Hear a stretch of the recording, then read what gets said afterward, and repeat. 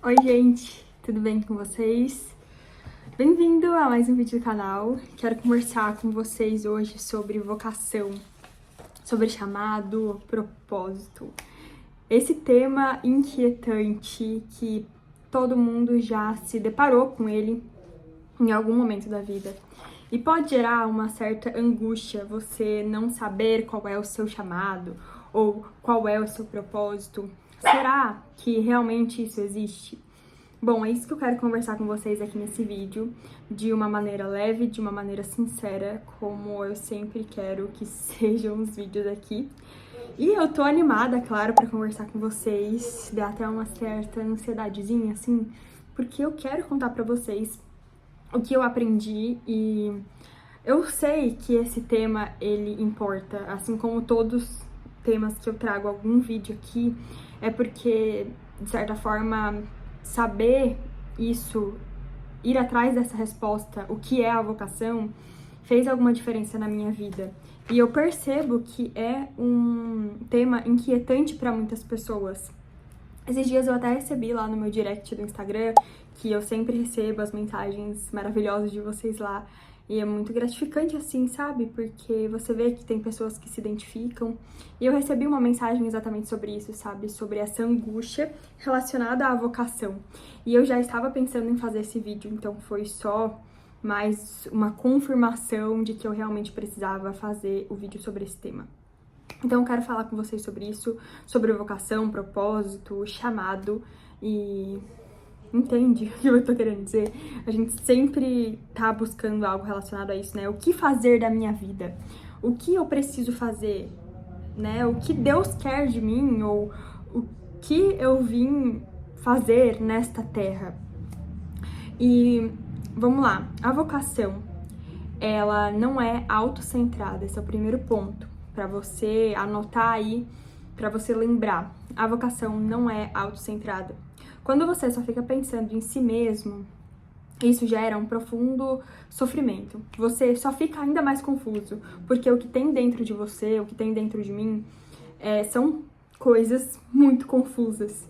Então você não vai encontrar a resposta para a sua vocação, para o seu propósito, dentro de você, tá? E muito menos se perguntando, o que eu gosto de fazer, ou, né, o que, enfim, não só pensando em você. É muito pelo contrário, você deve olhar para fora, para a circunstância, para os dados da realidade, porque isso é muito mais ordenador, é muito mais organizado do que o que tem dentro de nós.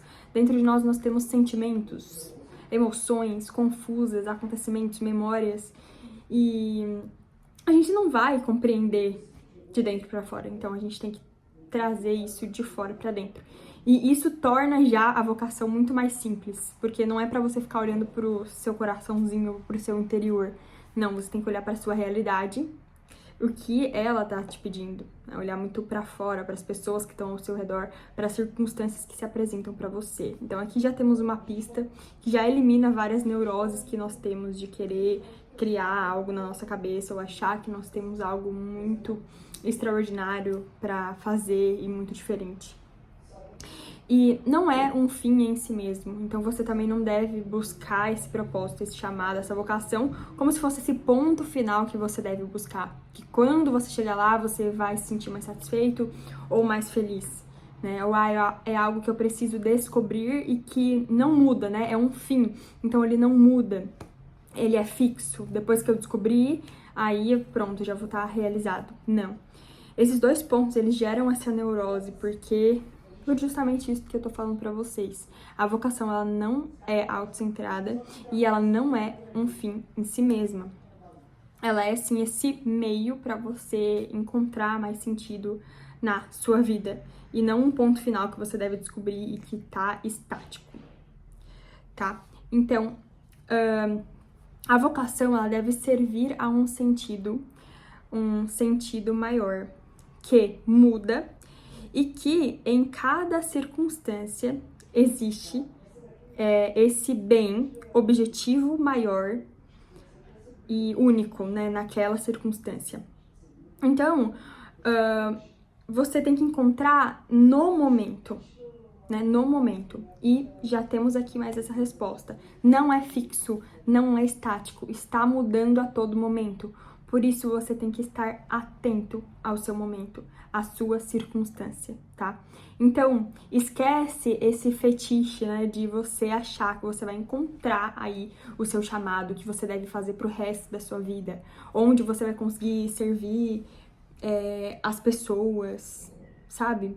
Enfim, não é esse ponto final, mas sim essa mudança constante que existe em cada circunstância, que você tem que descobrir o bem daquela circunstância, né? Esse bem que é objetivo, né? O que de melhor eu posso fazer agora? O que a vida está me pedindo agora e qual é o maior bem objetivo que eu posso fazer agora? É uma pergunta diária e constante que a cada momento você deve se fazer, tá? A vocação vem da palavra vocare, chamar, ou seja, é um eu que é chamado, você é chamado para algo.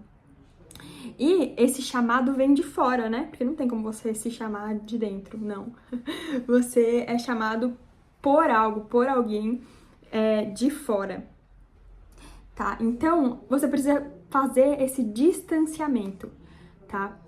Não é você mesmo que vai descobrir, não é você mesmo que vai se chamar, não. É um chamado que vem de fora, que vem de Deus, que se manifesta na realidade de uma forma objetiva, tá? E então vem de fora. E aí a gente tem aqui, tá? Todo esse conteúdo que eu tô falando aqui, eu consumi do Dr. Saulo Barbosa, uma aula que ele deu sobre vocação, que é maravilhosa, recomendo que você assista, tá dentro do curso Ilhas de Estabilidade dele, dentro ali do módulo 3 Pilares. E ele traz ali 2 conceitos do Viktor Frankl, que é ali da logoterapia, né, um psiquiatra que fundou a logoterapia, que passou lá em vários campos de concentração e que fundou ali a sua teoria, a terapia do sentido da vida, a logoterapia. Ele tem 2 conceitos que eu acho bem legal, que é o autodistanciamento, que é bem legal e também que tem tudo a ver com a nossa conversa aqui, né? O autodistanciamento, ou seja, ele fala que é possível distanciar-se de si, e é exatamente isso que nós temos que fazer, como se fosse nos olharmos de fora e ver, né, o que a vida está nos pedindo ali. E então esse autodistanciamento, é possível você se distanciar de si mesmo, de você sair desse egocentrismo, desse achar que o seu umbigo é o centro do universo, que tudo corresponde a você. Você consegue fazer esse autodistanciamento, então é possível distanciar-se de si. E um exemplo é rir ou sorrir apesar da tragédia. Porque quando você ri de algum acontecimento trágico, né, digamos assim, você caiu, se machucou e você consegue rir de si mesmo. Você está se distanciando daquele problema, daquele momento. Você não está se vitimizando, se colocando como, nossa, o coitadinho ali, né? Nossa, eu me machuquei, tadinho de mim, né? Não vou nem rir porque isso não é engraçado. Não, você ri da situação, então você se distancia da situação e aí você se torna maior do que aquela situação. O homem coloca-se acima de uma situação para dominá-la. E o homem torna-se senhor de si quando ele se distancia, quando ele é capaz de rir de si mesmo, tá? Então esse distanciamento tem tudo a ver aí com o nosso chamado, com fazer o nosso melhor no presente, fazer o nosso melhor naquele dia e naquela circunstância que nós estamos inseridos. E depois um outro conceito também do Frankl é autotranscendência, que também tem tudo a ver.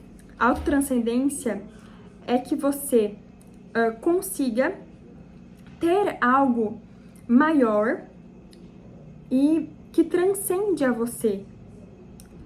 Então, por exemplo, aquele clássico lá do Viktor Frankl, né?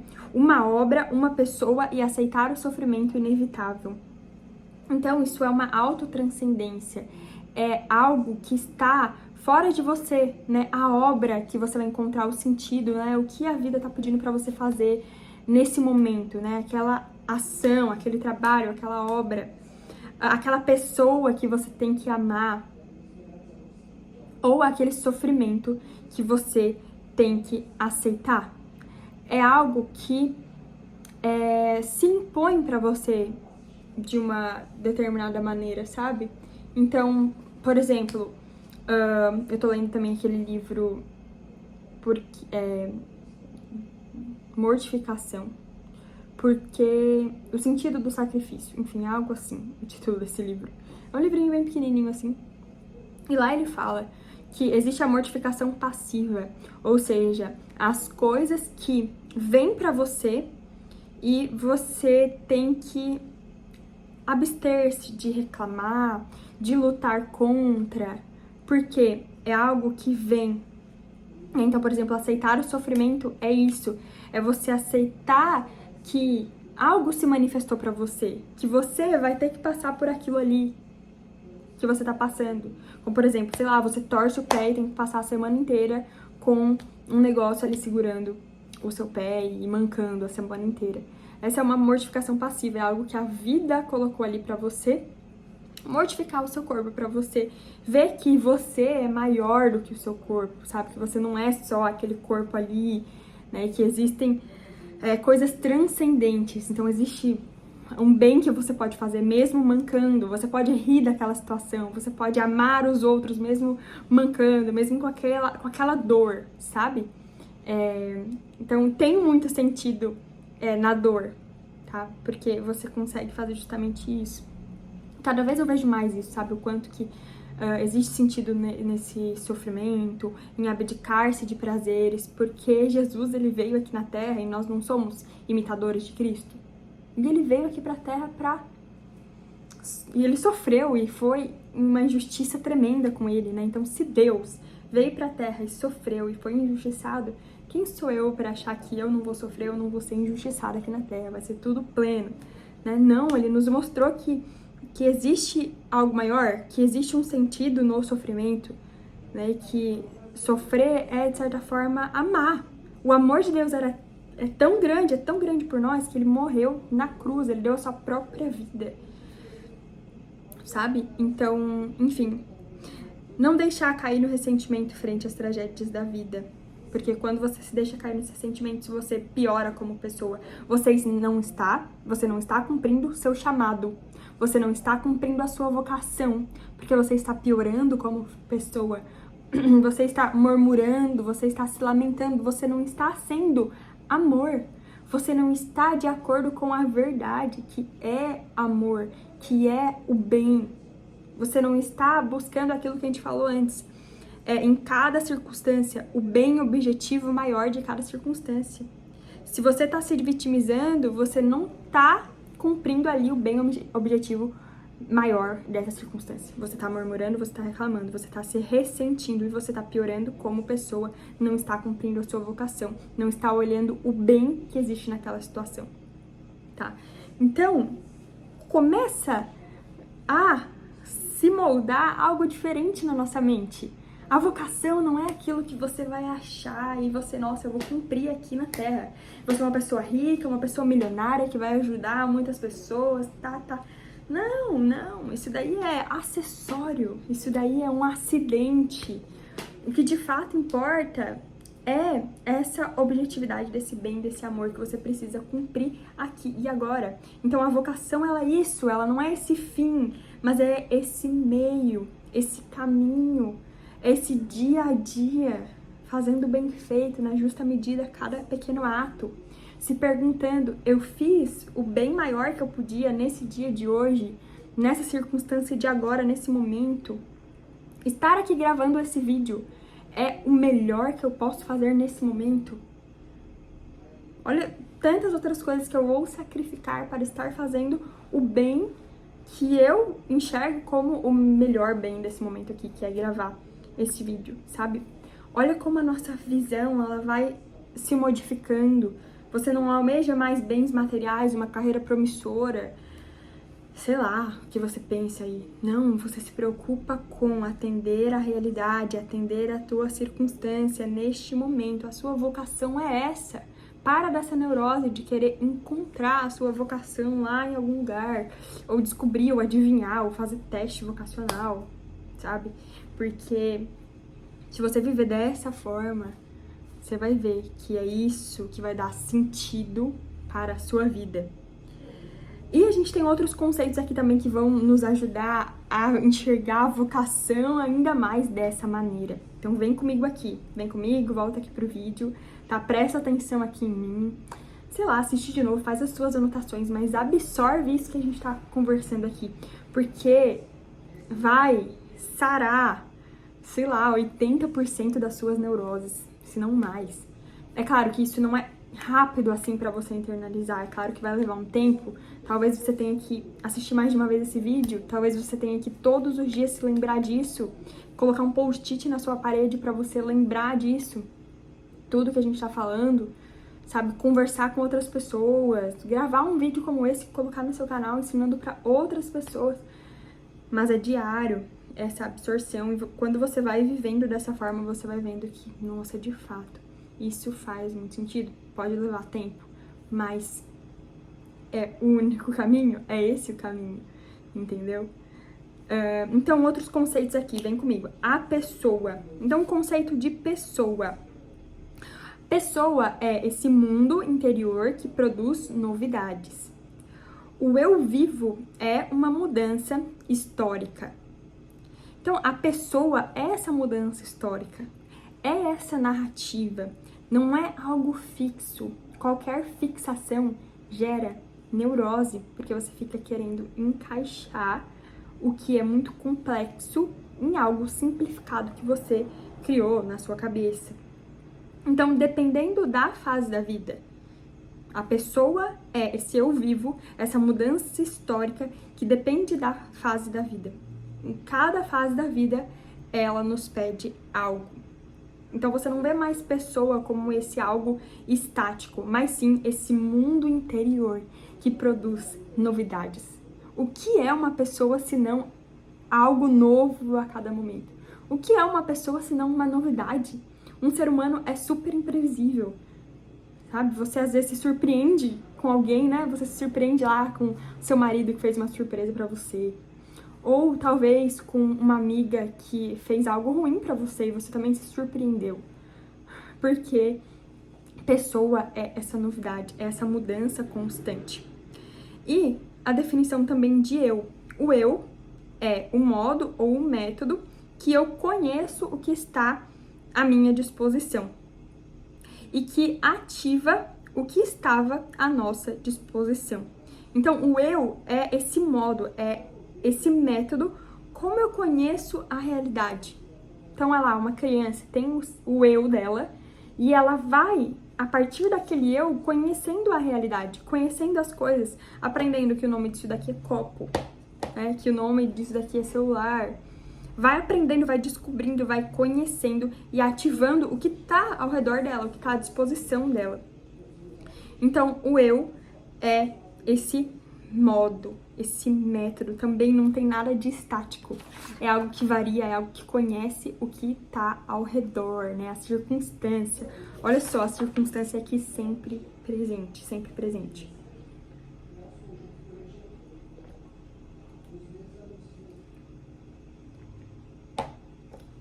Você tá conseguindo acompanhar aqui o que eu tô falando?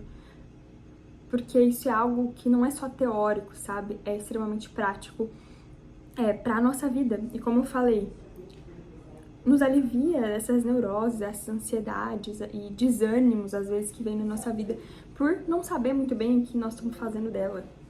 É muito mais simples, é só você atender a sua realidade, né? A sua circunstância. Por isso que pessoas, às vezes, que nem refletem sobre isso, se dão muito bem. Porque elas são simples, elas só estão atendendo ali do que se apresenta para elas na realidade. É claro que em algum momento ela pode, talvez, se perguntar, né? Será que faz sentido tudo isso que eu tô fazendo? Pode vir essa reflexão. Podem também ter uma crise existencial. Por isso que é bem legal a gente refletir sobre isso. Mas também é importante a gente não colocar isso como esse fetiche ou isso tão glamouroso, algo tão grandioso. Não, é simples. A vida é simples, a vida é simples. Por mais que a gente fique, às vezes, filosofando sobre ela e a gente precise entrar nesse complexo para alcançar o simples, sabe? Muitas pessoas têm esse tipo de necessidade. Eu sou uma delas, eu preciso de uma explicação. E isso às vezes é bom, às vezes é ruim, né? Depende aí da circunstância. O eu é um modo para aproveitar os recursos disponíveis para realizar algo de valor. Então você não pode cair num determinismo histórico de achar que você é e você está fixo, né? O que você é o que você era antes. Nossa, a Evelyn é uma pessoa tímida, ela era uma pessoa tímida, né? Então ela sempre vai ser. Então, já que ela era lá com uns 15 anos, ela sempre vai ser tímida. Não, isso é um determinismo. A pessoa, ela pode aproveitar os recursos disponíveis para realizar algo de valor. Então, ela muda essa história, essa narrativa que muda a todo momento, tá? Então, vamos lá, vocação. Você não encontra definitivamente. Para de querer encontrar a sua vocação. Fixação é neurose. Você não encontra a vocação, você escuta a vocação. Essa é a pergunta. Como escutar a vocação? Fazendo essa pergunta, o que a vida me pede? O que a vida te pede? Então você não precisa ser também, né? Às vezes as pessoas colocam, a mulher tem que ser dona de casa, tem que cuidar de filhos. Ah não, mulher tem que ser independente, tem que trabalhar, tem que ter a própria empresa, ser empresária. Ah, não, tem que fazer concurso, porque daí, né, é muito mais seguro, é muito mais estável. Todas essas fixações vão gerar uma neurose. Você não precisa trabalhar, você não precisa ser dona de casa necessariamente. Não existe certo nesse ponto. E uma fixação gera neurose. Você precisa sempre analisar a sua circunstância. E a circunstância de cada pessoa é diferente. Então, não é porque a sua amiga, sei lá, fez a faculdade, se formou e agora tá super bem sucedida profissionalmente, que você também precisava ter feito isso. Às vezes, você se casou com uma pessoa e o seu marido ficou mais na parte profissional e você acabou tendo 3 filhos ali bem cedo e você prefere ficar em casa cuidando dos filhos. Então, percebe? A circunstância de cada um. Não existe certo. A fixação gera neurose. Tá? A personalidade é narrativa. É uma organização dinâmica. Renova-se. E é longitudinal. Ou seja, é uma história. O único momento que você vai poder falar assim, ó, a Evelyn é. A Evelyn é chata. Ou a Evelyn é legal. Ou a Evelyn é inteligente. Ou a Evelyn é burra. É quando acabar a minha vida. Quando eu morrer, aí sim, não existe mais essa potência, não existe mais algo novo que pode vir a ser. Né? Aí a Evelyn é. O professor Olavo de Carvalho que falava isso. De que o único momento que você pode falar que uma pessoa é alguma coisa é nesse momento ali da morte. Porque o ser humano é essa organização dinâmica que renova-se e é longitudinal, tem essa história. Tá? Então, trazendo tudo isso, a gente consegue ver que a vocação é algo que você escuta. E ela é o resultado, então, por exemplo, do seu chamado, do que a vida está te convocando ali nesse momento. Né? Então, por exemplo, não sei, depende de cada circunstância, né? Mas, assim, por exemplo, eu tô trabalhando com outras coisas, mas aí o meu marido precisa da minha ajuda na empresa dele. Eu vou medir ali, né? O que é mais importante, onde eu devo estar. Vamos lá, supor que agora eu decido que eu vou ter uma filha. Eu vou decidir se é mais relevante, sei lá, eu colocar ela para uma outra pessoa cuidar ou se eu mesmo vou cuidar. E depende da circunstância. Não existe resposta certa. O certo não é eu ficar em casa fazendo homeschooling com ela. Entendeu? Uhum. E depois também, então, o seu chamado mais o seu dom ou talento, isso a gente pode observar também. O que é o seu dom, o seu talento? O que você faz, às vezes, um pouquinho melhor que as pessoas, né? Ah, tem aquela pessoa que ela tem aquele ouvido mais aguçado pra música, já pega a música de uma forma muito rápida. Esse é um dom, sim, é um talento, é uma habilidade de aprendizado acima da média. Você tem essa habilidade natural, tá? E aí você descobre fazendo, testando, pode levar tempo, você tem que testar várias coisas e ver aonde você tem ali um pouquinho de talento, mas sem fixação e sem neurose. E também a circunstância, ver as limitações que a vida te impõe, sabe? Às vezes, sei lá, eu acabei perdendo a minha mão e eu não consigo trabalhar na frente do computador. Então eu vou ter que, sei lá, trabalhar conversando com as pessoas, dando aula, sei lá, entendeu? Tipo, às vezes a vida é assim, ela te impõe uma circunstância, porque às vezes hoje a nossa vida tá muito fácil, a gente esquece, né, de que às vezes pode acontecer uma coisa fatal, assim, uma limitação que a vida nos impõe, às vezes. Tá? Então você tem que ser realista e usar a prudência, essa reta razão aplicada ao agir. O que importa é que o bem aconteça. Então deixa eu pensar, às vezes demora, você tem que ruminar, você tem que ir pra terapia, você tem que conversar com alguém pra analisar a sua circunstância. E não existe a prudência sem a humildade. Você tem que colocar ali a humildade.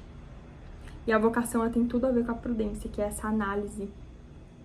É esse ruminar, você olhar pro seu dia, você olhar pra sua situação e tomar uma decisão mesmo. Quando você toma uma decisão, você sacrifica todo o resto. A prudência é esse cálculo da melhor escolha para o bem real e objetivo. E é isso que você precisa fazer.